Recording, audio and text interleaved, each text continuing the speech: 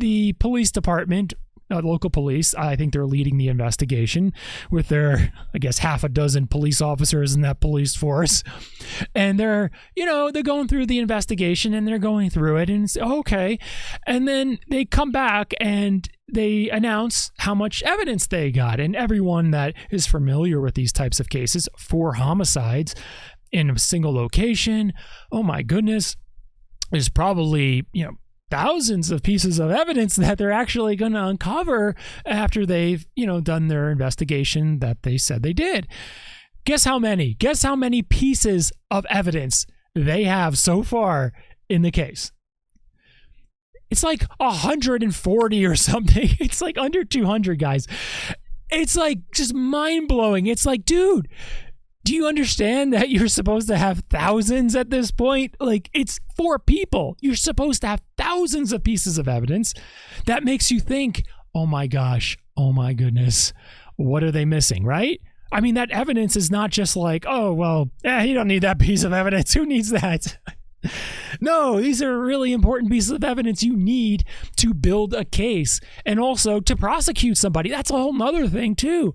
Even if they eventually do find the person, even if they eventually, track the person down finally, and if they only have 100 and some odd pieces of evidence, that's a big problem to be able to effectively prosecute the individual that you think did it, the suspect. How are you going to prosecute someone if you're missing so many key pieces of evidence, allegedly? I mean, it's possible that there were just no evidence, but I just highly doubt that.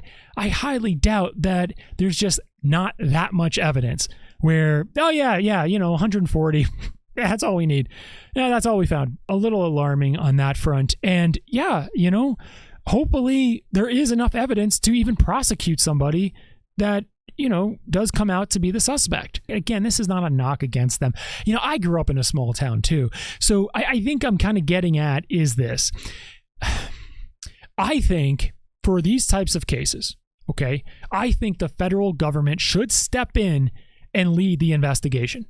I think that makes sense because there's a lot of small towns that only have like a handful of police officers, like 2 or 3 police officers. Maybe not 2, but it could be, right? Like if you're small enough. But what happens if you have a big murder in a small town? What happens? They're not only don't have enough police officers to effectively retrieve the evidence, and they also don't have the experience of handling murder cases because they don't happen very often in such a small town. There's just not enough people for that to statistically happen in such a small town. In these small towns, I think the federal government should step in and start to lead the investigation. It only makes sense. They have more of the experience to actually do something like that in these big murder cases. Maybe if it's just a small homicide, you kind of know what happened. Okay, the small town could handle that, of course. But if you get to a big homicide in such a small town, what is a 2 or 3, police officer, police force are going to do to actually investigate, solve, with any experience, because they probably don't have that experience. And it's very possible the last time they even investigated a murder case was practicing in police academy decades ago. So it's very, very, very important, as you can imagine, to have this type of experience, to have this type of police force to be able to handle such a massive case. And I think the federal government must step in these situations.